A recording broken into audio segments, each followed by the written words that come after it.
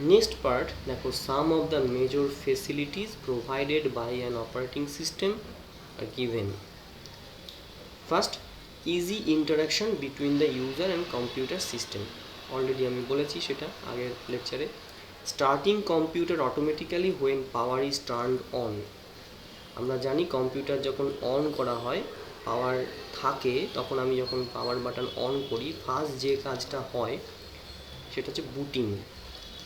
তো দেখো এখানে নো মোর পেজ নাম্বার 10-এ বলা হয়েছে, বুটিং শব্দটাকে এক্সপ্লেন করেছে। ইটস ভেরি ইম্পর্টেন্ট, জানবে, এটাকে মার্ক করো যে booting is the process of loading of an operating system from disk to RAM when the user switches on the computer.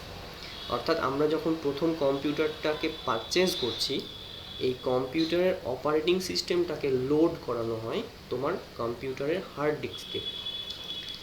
তুমি এরপরে যখন কম্পিউটারটাকে ইউজ করছো, সুইচ অন করছো, তখন এই হার্ড ডিস্কের মধ্যে যে অপারেটিং সিস্টেমটা থাকে তার একটা মেইন পার্ট, যেটাকে আমরা কার্নেল বলি, এর একটা প্রধান অংশ যেটা হার্ড ডিস্কের মধ্যে অপারেটিং সিস্টেমের মধ্যে আছে, এই অপারেটিং সিস্টেমের একটা মেইন অংশ হার্ড ডিস্ক থেকে লোড হয় কম্পিউটারের মেইন মেমোরিতে।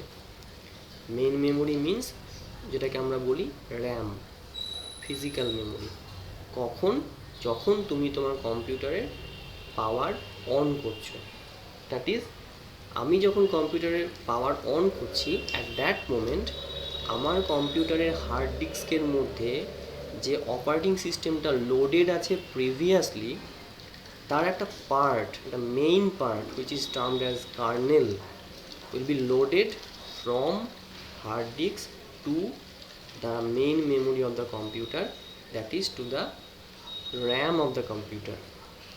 এই প্রসেসটা হতে কিছুক্ষণ সময় লাগে এবং এটা অটোমেটিক্যালি হয়।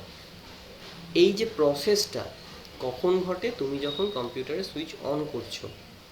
এই প্রসেসটাকে আমরা টেকনিক্যালি নাম দেওয়া হয়েছে, নাম দিই বুটিং, যেটা আমরা কম্পিউটার যখন সুইচ অন করি, পাওয়ার অন করি, তখন দেখতে পাই।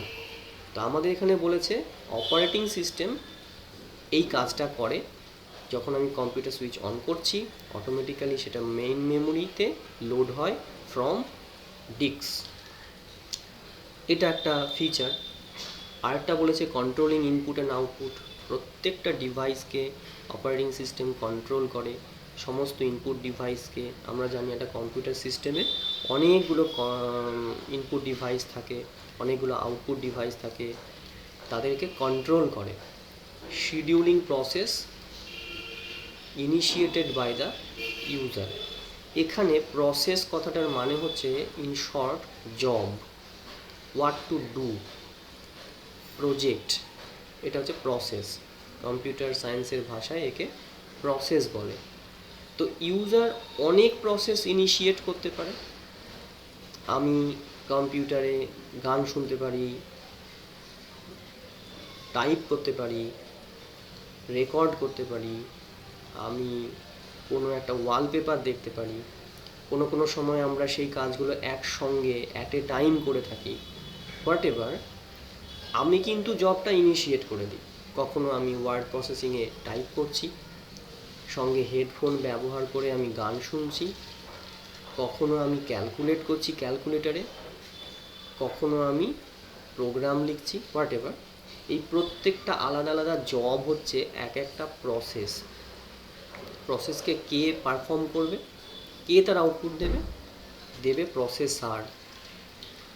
এবার প্রসেসরকে বোঝাবে কে যে তোমার কাছে একটা প্রসেস আছে? সেটা বোঝায় অপারেটিং সিস্টেম। অপারেটিং সিস্টেম এই প্রসেসগুলোকে, আলাদা আলাদা প্রসেসগুলোকে, যেগুলো ইনিশিয়েটেড হয়েছে ফ্রম দ্য ইউজার, নির্দিষ্টভাবে তাকে পারফর্ম করে। But there should have some scheduling mechanism, means কোন প্রসেসটা আমি আগে করব, কোন প্রসেসটা পরে করব, কোন প্রসেসটাকে কিছুটা করার পরে তাকে সেভ করে রাখবো, ফার্দার আবার প্রসেসড হবে। এই total entire decision, entire controlling যে ফ্লো, সেটা অপারেটিং সিস্টেম ঠিক করে। শিডিউলিংয়ের মাধ্যমে। আর পরের ফিচার্স কী আছে, managing the use of main memory. Main memory তো অনেক ক্যাপাসিটি হয় না, ছোট ক্যাপাসিটি হয়, তাহলে মেইন মেমোরিকে ব্যবহার করতে হবে। অর্থাৎ আমি একটা বড় ফাইল, সাপোজ 11 MBর ফাইলকে আমি স্টোর করতে যাব, আর মেন মেমোরিতে সেই পরিমাণ জায়গা নেই, তাহলে কী করে আমি মেন মেমোরি ম্যানেজমেন্ট করব, স্পেস ম্যানেজমেন্ট করব, কোথায় রাখবো, সেই সবটা ঠিক করছে অপারেটিং সিস্টেম মেইন মেমোরিকে এফিশিয়েন্টলি, এফেক্টিভলি, অপটিমাইজড ওয়েতে ব্যবহার করার জন্য। দেন নেক্সট ফিচার্স হচ্ছে ম্যানেজিং অ্যান্ড ম্যানিপুলেটিং ফাইলস। আমরা অনেক ফাইল তৈরি করি, প্রত্যেকটা ফাইলকে চেনার জন্য, আলাদাভাবে বোঝার জন্য ফাইলের নানান অ্যাট্রিবিউটস হয়, তার এক্সটেনশন, তার নাম, তার সাইজ, ক্রিয়েশন ডেট, এই প্রত্যেকটা ফাইলকে ইউনিকলি আইডেন্টিফাই করতে পারে অপারেটিং সিস্টেম। তো একটা file management part, it is very important, যেটা অপারেটিং সিস্টেম করে থাকে। Manages system security and performance. Next feature, অর্থাৎ তোমার সিস্টেমে সিকিউরিটি প্রোভাইড করতে হবে যাতে ইউজার অথেন্টিকেশনটা ভ্যালিডেটেড হয়, অর্থাৎ যে কেউ তোমার সিস্টেমকে না ব্যবহার করতে পারে। সে ভ্যালিডেশন বা সেই সিস্টেম সিকিউরিটি আজকে বিভিন্ন প্রসেসের মাধ্যমে হয়ে থাকে। সহজ একটা প্রসেস হচ্ছে পাসওয়ার্ড প্রোটেকশন, এটাও অপারেটিং সিস্টেম দিয়ে থাকে, যে ইউজার এই সিস্টেমকে ব্যবহার করছে whether he or she is authenticated, validated or not. Next feature, manage system resources. একটা সিস্টেম, কম্পিউটার সিস্টেমে বিভিন্ন রিসোর্স থাকে। কি সেই রিসোর্স? এখানে রিসোর্স মিনস হচ্ছে ডিফারেন্ট পেরিফেরালস, যেগুলো দিয়ে তুমি আউটপুটটা পেতে পারো। যেমন তোমার মনিটর একটা রিসোর্স, প্রিন্টার একটা রিসোর্স, কিবোর্ড, ইনপুট ডিভাইস হতে অলসো রিসোর্স, কিবোর্ড একটা রিসোর্স, মাউস একটা রিসোর্স, স্ক্যানার একটা রিসোর্স। এরকম ডিফারেন্ট রিসোর্সেস আছে, যে রিসোর্সগুলো থেকে তুমি ইনপুট, আউটপুট বা প্রসেসিং করতে পারো। অনেক সময় দেখা যায় একটা রিসোর্সের অনেকগুলো ইনস্ট্যান্সও তোমার কম্পিউটারের সঙ্গে কানেক্টেড থাকতে পারে। এখানে এক্সাম্পল, সাপোজ তোমার কম্পিউটারে প্রিন্টার আছে তিনটে প্রিন্টার কানেক্টেড আছে। সাপোজ একটা ক্যানন, একটা এইচপি, একটা অন্য কিছু, সাপোজ সেটা টিভিএস। তো এখানে রিসোর্সটার নাম কিন্তু প্রিন্টার 1, প্রিন্টার 2, প্রিন্টার 3, রিসোর্সটার নাম প্রিন্টার, ইনস্ট্যান্স কিন্তু তিনটে। অর্থাৎ রিসোর্স কিন্তু প্রিন্টার, তার তিনটে ইনস্ট্যান্স, একটা প্রিন্টার 1, একটা প্রিন্টার 2, একটা প্রিন্টার 3।